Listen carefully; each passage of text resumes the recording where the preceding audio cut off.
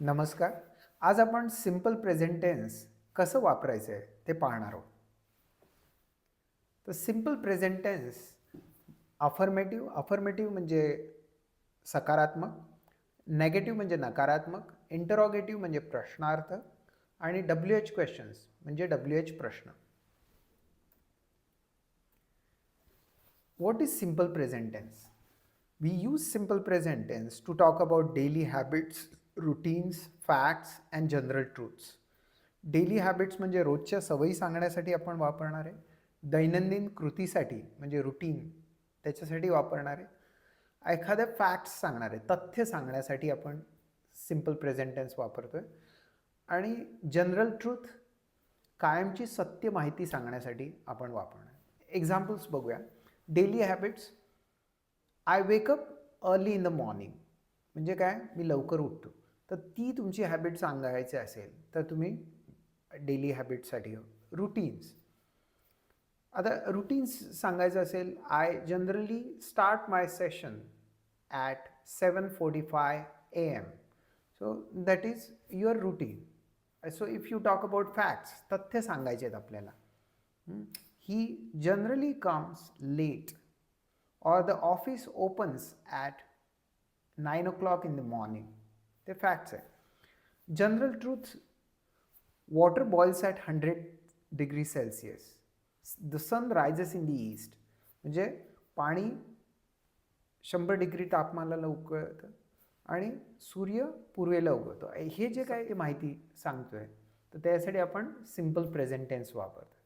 आता याचं स्ट्रक्चर काय सिंपल प्रेझेंट टेन्सचं? अफर्मेटिव्ह म्हणजे positive, subject plus verb plus SES. आता SES हे कधी वापरतोय आपण? ही, शी आणि इटसाठी. इतर ठिकाणी आपण आय, यू, वी, दे साठी बेस फॉर्मच वापरणार आहे. ते आपण एक्झाम्पल्स बघूया त्याची. आय वर्क हार्ड म्हणजे मी मेहनत करतो. यू स्पीक इंग्लिश म्हणजे तू इंग्रजी बोलतोस. वी प्ले क्रिकेट म्हणजे आम्ही क्रिकेट खेळतो. ही वर्क्स हार्ड, आता इथे बघितलं असेल तुम्ही एस वापरला आहे आपण. ही वर्क्स हार्ड म्हणजे तो मेहनत करतो. शी टीचेस इंग्लिश, इथे ES वापरला आहे आपण. सो शी टीचेस इंग्लिश, ती इंग्रजी शिकवते. It rains a lot here म्हणजे इथे खूप पाऊस पडतो. आता इथे SES आणि परत एस तुम्ही बघितला असेल ही, शी, इटसाठी. तर ते आपल्याला या रूल किंवा या नियमामध्ये करायचे ॲड किंवा ज्या वर्बप्रमाणे आपण हे जोडणार आहे. सिंपल प्रेझेंट टेन्स नेगेटिव्ह म्हणजे नकारार्थी वाक्य करायचे असतील तर आपण काय वापरतो? डू नॉट किंवा डज नॉट वापरतो. आता जेव्हा डू नॉट आणि डज नॉट वापरतो तिथे आपल्याला एस किंवा ES जोडायचं नाही, हे लक्षात ठेवायचं. So I, you, we, they साठी आपण डू नॉट वापरतोय आणि ही, शी, इटसाठी आपण डज नॉट वापरतोय. आणि जेव्हा आपण मेन वर्ब वापरतोय वाक्याच्या मध्ये तर त्याला आपण म्हणजे डू किंवा डज असेल तर आपण एस किंवा ES वापरत नाही, हे लक्षात ठेवायचं. आता नेगेटिव्ह एक्झाम्पल म्हणजे नेगेटिव्ह नकारार्थी वाक्य बघूया. I do not work on Sunday म्हणजे मी रविवारी काम करत नाही. हे एक्झाम्पल आहे. We do not like coffee म्हणजे आम्हाला कॉफी आवडत नाही. He does not play football, आता इथे आपण बघितलंय डज वापरलंय त्यामुळे प्लेज नाही म्हणत आपण. ही डज नॉट प्ले फुटबॉल म्हणजे तो फुटबॉल खेळत नाही. शी डज नॉट स्पीक हिंदी, ती हिंदी बोलत नाही. It does not rain here, इथे पाऊस पडत नाही. तर हे तुम्हाला समजलं असावं की ही, शी, इटला डज लावतोय तर तिथे आपण एस किंवा ES जोडत नाही. आता सिंपल प्रेझेंट टेन्स इंटरोगेटिव्ह म्हणजे काय? क्वेश्चन्स.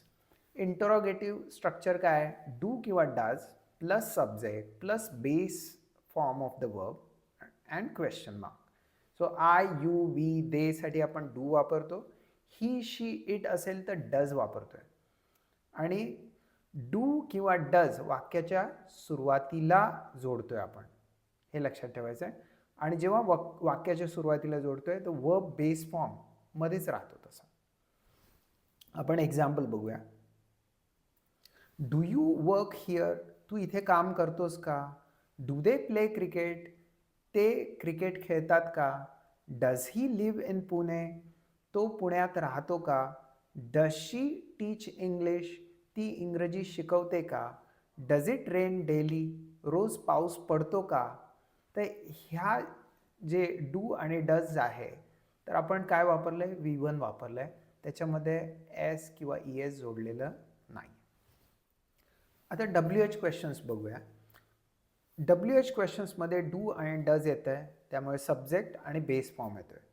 तर इथे what, why, where, when, how many, how often, what. याचा अर्थ काय? व्हॉट म्हणजे काय, वाय म्हणजे का, वेअर म्हणजे कुठे, वेन कधी, हाऊ मेनी किती, हाऊ ऑफन किती वेळा. आता ह्याची उदाहरणं बघूयात आपण. व्हॉट डू यू डू म्हणजे तू काय करतोयस. वेअर डू यू लिव्ह तू कुठे राहतोयस. Why do you learn English तू इंग्रजी का शिकतोयस. How many languages do you speak तू किती भाषा बोलतोस. How often do you practice तू किती वेळा सराव करतोस. व्हॉट डज ही टीच तो काय शिकवतो. Why does she work late ती उशिरा का काम करते. आता याच्यामध्ये लक्षात ठेवण्याच्या गोष्टी आपण बघूया की इंग्लिशमध्ये ही, शी, इट वर्ब असेल अफर्मेटिव्हमध्ये तर एस किंवा ES आपण अफर्मेटिव्हमध्ये वापरणार. Only in affirmative. नेगेटिव्ह आणि इंटरॉगेटिव्हमध्ये नाही. नेगेटिव्ह क्वेश्चन्स असेल तर base form of the verb वापरतोय, तिथे एस किंवा ES जोडत नाही. डू म्हणजे डू कधी येतं तर आय, यू, वी, देसाठी. आणि डज कधी येतं ही, शी, इट. तर अफर्मेटिव्हमध्ये काय करतो. अफर्मेटिव्ह म्हणजे सकारात्मक वाक्य असतील तेव्हा आपण वर्ब प्लस एस किंवा ES वापरतो. नेगेटिव्ह म्हणजे नकारात्मक वाक्य असतील तर डू किंवा डज त्याच्यानंतर नॉट आणि बेस फॉर्म वापरतो, तिथे आपण ES नाही वापरत. आणि क्वेश्चन म्हणजे काय, प्रश्न असतील तर आपण काय करतोय, डू किंवा डज प्लस बेस फॉर्म वापरतोय, तिथे आपण ES वापरत नाही. आता आपण ह्याची वाक्य आहेत, प्रॅक्टिस तुम्ही करू शकता. ह्याची ही प्ले क्रिकेट.